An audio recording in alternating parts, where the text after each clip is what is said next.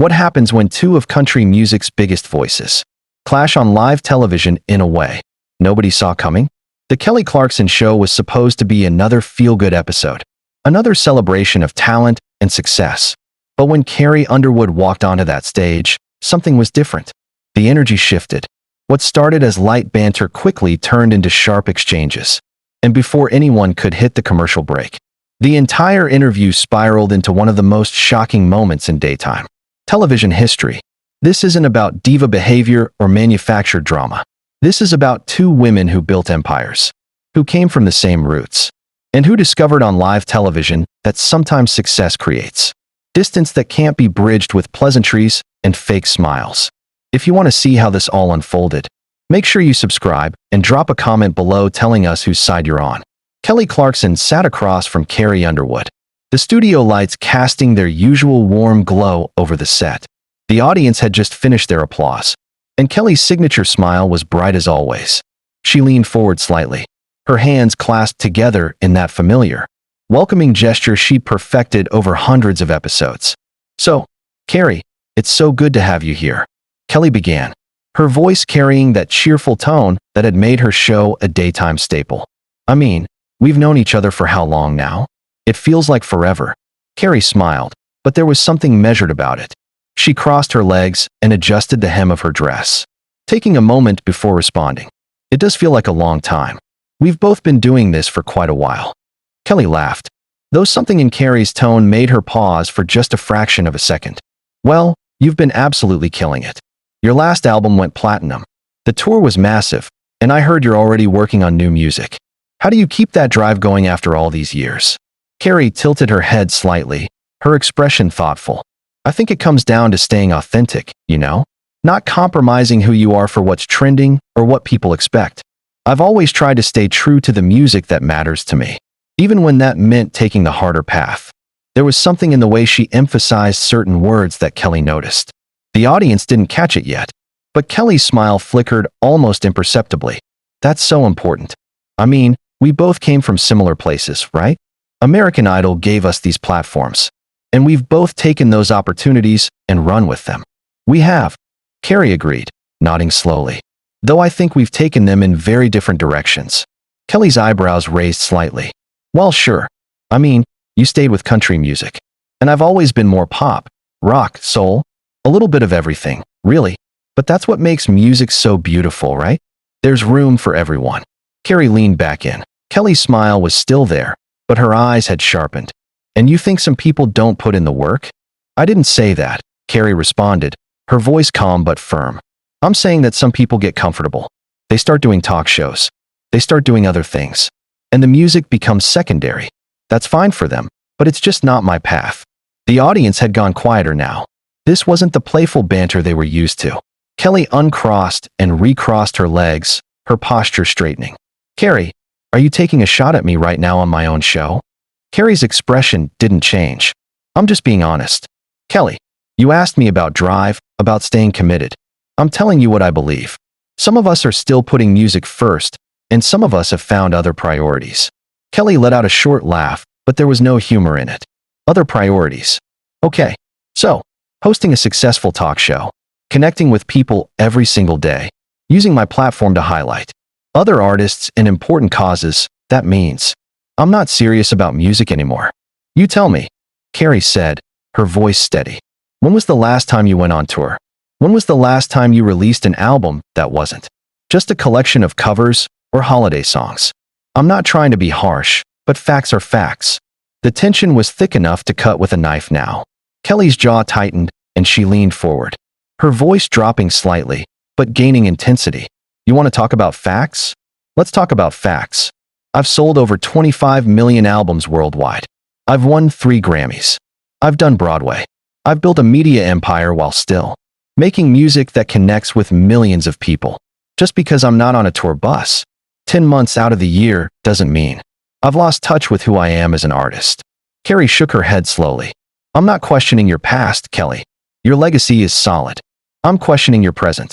You're sitting here in a studio every day playing games with celebrities and calling that a career.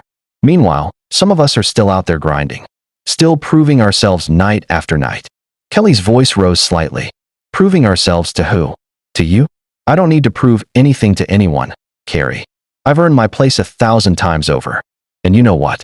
At least I'm not so insecure that I need to tear down other women to feel better about my own choices. Insecure. Carrie's calm facade cracked just a little, her voice gaining an edge. That's rich coming from someone who needs constant validation from an audience every single day. You built this whole show around people cheering for you, around celebrities telling you how great you are. I get my validation from the work, from the music, from actual artistic achievement. The audience was dead silent now, every eye glued to the two women. Kelly stood up suddenly, and Carrie remained seated, looking up at her. Artistic achievement, Kelly repeated, her voice trembling slightly with anger. You stand on that stage in your rhinestone dresses, singing the same songs about trucks and heartbreak. And you want to lecture me about artistic achievement? At least I've taken risks. At least I've pushed myself beyond the comfortable little box that made me famous. Carrie stood up now, too, facing Kelly directly. Those risks you're talking about, they're just you chasing whatever is going to get you the most attention at any given moment. There's no through line, no consistency. You're everywhere and nowhere at the same time. Kelly, that's not evolution. That's just restlessness. Kelly's hands were shaking slightly at her sides. Get off my stage. Excuse me. Carrie's eyes widened slightly. You heard me, Kelly said, her voice low and dangerous. Get off my stage. Get out of my studio and get out of my sight. You came here to promote your music and instead, you decided to use my platform to insult me, to belittle everything I've built. I'm done. This interview is over. Carrie didn't move. She stood there, her expression hardening as she stared at Kelly. You're really going to kick me off your show because I told you the truth? Because I said what everyone in the industry has been thinking, but won't say to your face. Kelly's chest was rising and falling rapidly, her anger barely contained. The truth? You don't get to decide what truth is, Carrie. You came here with an agenda, and now you're facing the consequences. I asked you to leave.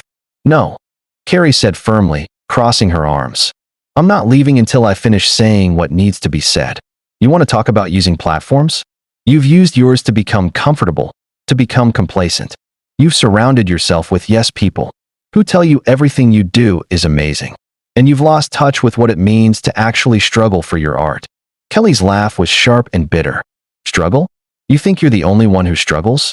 You think because you're on tour that somehow makes you more legitimate than me?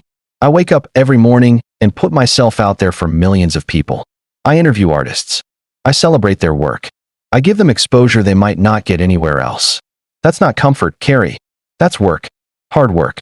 It's safe work, Carrie shot back. There's a difference. When I go on stage, I'm vulnerable.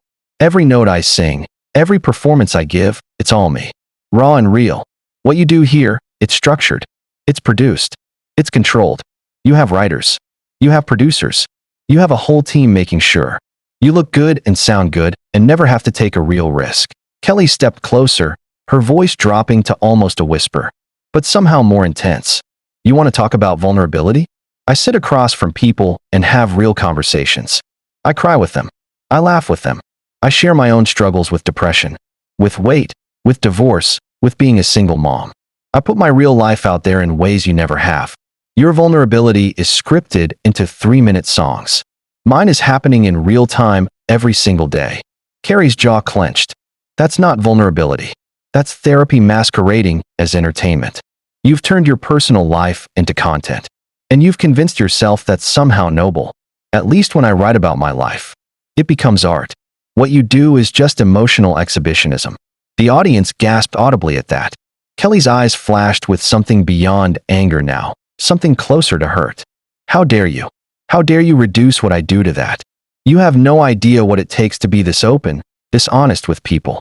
You hide behind your perfect image, your perfect marriage, your perfect life. And you judge the rest of us who are actually willing to be messy and real. My life isn't perfect, Carrie said, her voice rising now too. But I don't commodify every struggle for ratings. I process things privately. I turn them into music when I'm ready, and I share them on my terms. Not because a producer told me it would make good television. Kelly shook her head, her hands gesturing wildly now. You're so far up on your high horse.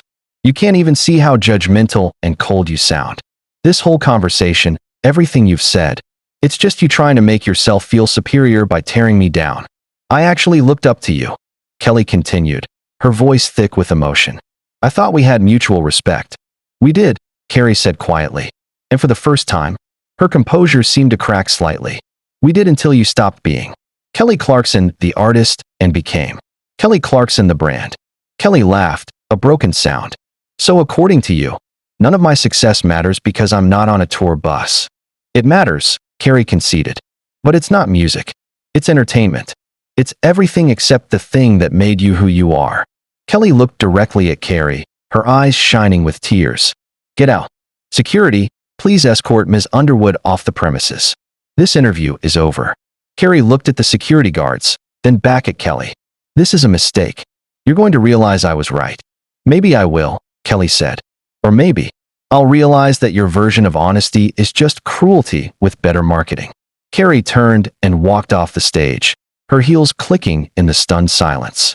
Kelly stood alone, facing her audience with raw, heaving breaths. "I apologize you all had to see that," she whispered to the cameras. "We're going to take a break." As the cameras cut, the studio erupted into chaos, marking the end of a friendship and the most explosive,